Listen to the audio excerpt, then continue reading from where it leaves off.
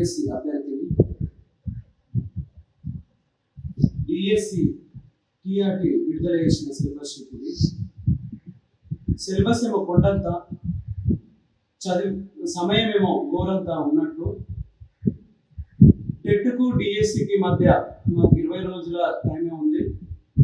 ప్రతి సబ్జెక్టు 3వ తరగతి నుంచి 10వ తరగతి చదవాలా. అట్లా ఒక సబ్జెక్టు నుంచి 7 పుస్తకాలు, అట్లా 5 సబ్జెక్టుకు 7 × 5 35 పుస్తకాలు, మరియు కరెంట్ అఫైర్స్ జీకే కలిపి అవి ఒక 10 పుస్తకాలు, దాదాపు 45. అదేవిధంగా పర్స్పెక్టివ్ సైకాలజీ దాదాపు 50 పుస్తకాలు మేము చదవాలి. నేను ఒకటే అడుగుతున్నా, మేము ప్రశాంతంగా ఉంటేనే చదువుడు అవుతుంది. ఇంత ఒత్తిడిలో ఇన్ని పుస్తకాలు చదవాలంటే మాకు నిద్ర పట్టక మానసికంగా చాలా ఆందోళన చెంది ఒత్తిడి పెరిగి డిప్రెషన్కు గురవుతున్నాం.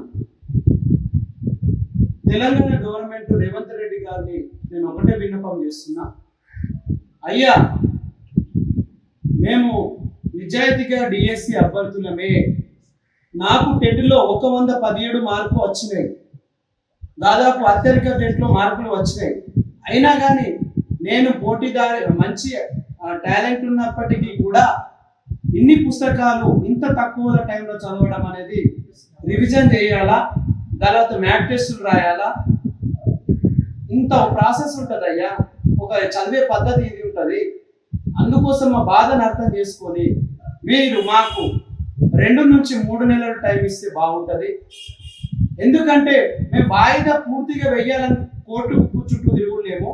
స్వల్ప విరామం ఇచ్చి మాకు 2 నెలలు వాయిదా కానీ వేస్తే మేము ప్రశాంతంగా ఏ ఒత్తిడి లేకుండా చదువుతాము. దానివల్ల మీకు టైం ఇవ్వడం, మాకు అడిగిన టైం ఇవ్వడం వల్ల మీకు గౌరవం ఉంటుంది, మాకు గౌరవం ఉంటుంది. జాబ్ వస్తే జాబ్ చేస్తాం, రాకపోతే ప్రైవేట్లో చూసుకుంటాం. కానీ మాకు ఖచ్చితంగా టైం ఇవ్వాలయ్యా. ఎందుకంటే దాదాపు 10 నుంచి 15 రోజులు మనం సమయం వేస్ట్ చేసుకుని ఇంత ధర్నా ఇంత నిజాయితీగా చేస్తుంటే మీరు దాన్ని తప్పుదో పట్టిస్తున్నారు. ప్రతిపక్షాలు వేరే వాళ్ళు కాదయ్యా. ఖచ్చితంగా మేము ఇది న్యాయబద్ధమైన డిమాండ్ అది మీరు అర్థం చేసుకోండి అయ్యా.